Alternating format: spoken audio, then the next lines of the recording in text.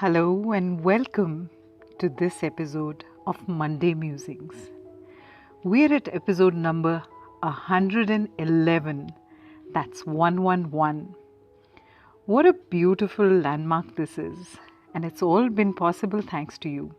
So, Monday Musings is our weekly podcast when we intentionally set the tone, quite deliberately, for the week to come.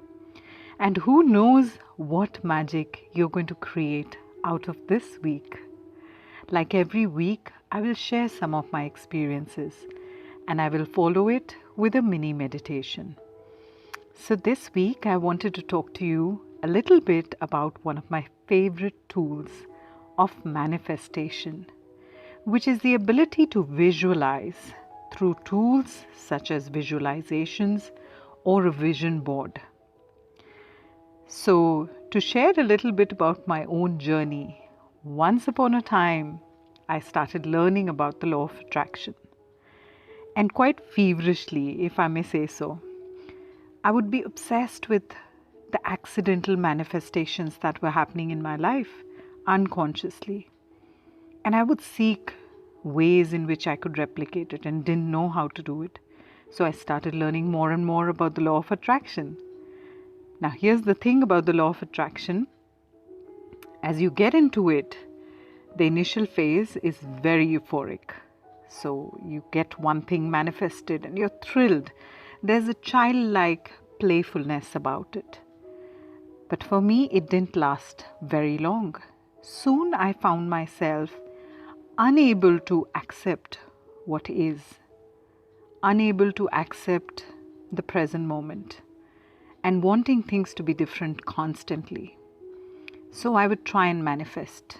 I would create a vision board and I would look at it every day. And every time I did that, it was with the energy of, why hasn't this happened yet? Why isn't this showing up in my reality right now? And I realized that I was becoming frustrated. I was doing just what I didn't want to do and putting exactly the energy that I didn't want to put into manifestation. It was a vicious cycle. So I started finding out more, and I realized that the quality of my mind makes a big difference. I started working with the mind, started working more and more with trying to understand the mind, affirming things which were positive, life-giving, and inspiring. And so I found myself going with the flow of all that inspiring stuff. Think about it. There must have been a moment in your life also. Maybe some of you resonate with that as I speak to you about it. So when that phase came, it was nice because I started discovering more and more. Yet, I would realize my inability to accept what is, my inability to enjoy life as it is. Now, this might be something that rings a bell for many of you. So, one thing followed the other. As it is, when you're a constant learner, things never remain the same. And I got into something called mindfulness. As I got into mindfulness and started dabbling with it, I had the quick urgency of a new learner. So I wanted to do as much as I could. And what happened was that I found myself moving to the other extreme, wherein I started dismissing anything to do with the mind, saying that the mind is the wrong parameter, it's the wrong compass to have.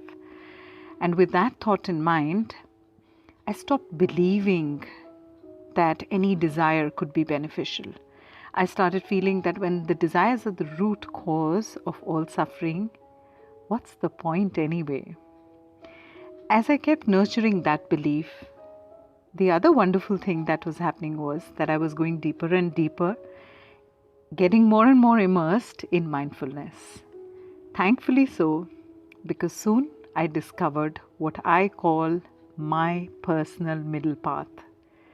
I realized that the mind is a beautiful tool that's been given to us. It's a wonderful servant, but a very, very cruel master. It is like that minister who overthrows the king and decides to take up the kingdom. And that's where the story goes haywire. So I realized, and slowly it began to dawn, that there's nothing wrong with the mind, just that the mind needs to be understood. It needs to be made a friend. And in fact, I started doing just the opposite. I started being friends with my mind. And while it was not my compass, it was still not my criteria for deciding things, I started being friends with my mind. And as I started doing that, I realized how powerful the human mind is, how brilliant it is, and what all it can create when I come from a space of pure consciousness. My desires can only be as high or low as my consciousness. So if I am working on my consciousness, I don't need to have any fears that my desires will take me into an endless loop. Because the question is, if I want a car, there's nothing wrong with that. It's a beautiful desire. I might do the most wonderful things with that car. But do I own the car, or does the desire to own the car own me? That's the big difference. So this week, let's find out what two extremes we navigate between. Each one of you, find out which extreme are you more inclined to. And I encourage you to find your very own personal middle path, where you discover how to uplift your consciousness, how to raise your vibrations, so that your desires are actually a gift to the world. Imagine once upon a time I had the desire to become a coach. What if I had not honored that desire? What if this gift had never been opened? There are so many lives that have been impacted through this one desire. So, work on your consciousness, fulfill your beautiful desires, use all the wonderful tools that are there in the universe, but don't let your desires own you. With that, let's have a small little journey. So sit comfortably. Allow your body to be as restful as it can be. Breathe. And with every breath, notice how you seem to be going deeper and deeper, more and more connected to your core. And allow these words to permeate every cell, to go right into your consciousness.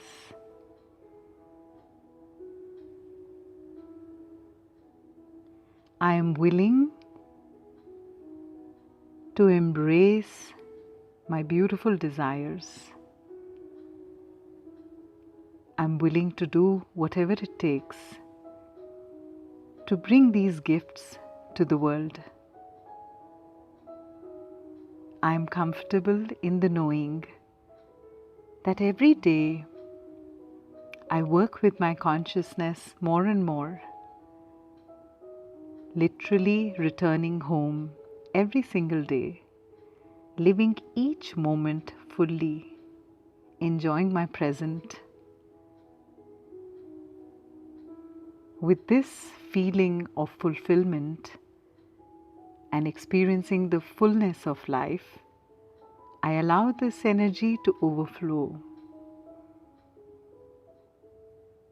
and create an abundance of what is. I welcome all the gifts of wellness in this moment. I acknowledge that I have so much to contribute as an instrument of the Source, and wellness can be a wonderful state from which I can share. Feel your heart expanding. Feel your heart embracing this wellness.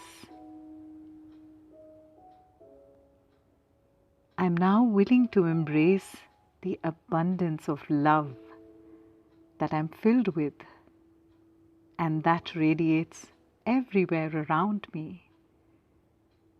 I'm open to creating and living love. I am love. And I let this energy fill me up, expand my heart. I enjoy all the wonderful gifts of abundance and prosperity that are available to me on this planet. With this beautiful new level of abundance, there is so much more I can do, so much more that I can contribute. I get to decide what I do with my prosperous new life. I let my heart expand with this new level of abundance. And I now embrace the beautiful energy of harmony, letting my heart embrace this energy, letting the warmth of love and harmony fill me up totally, blessing every area of my life, being in complete alignment to my highest destiny. I am now ready to walk the path and take all the inspired actions towards my highest destiny. And so it is. Taking a few deep breaths, you can bring yourself back to the space where you are.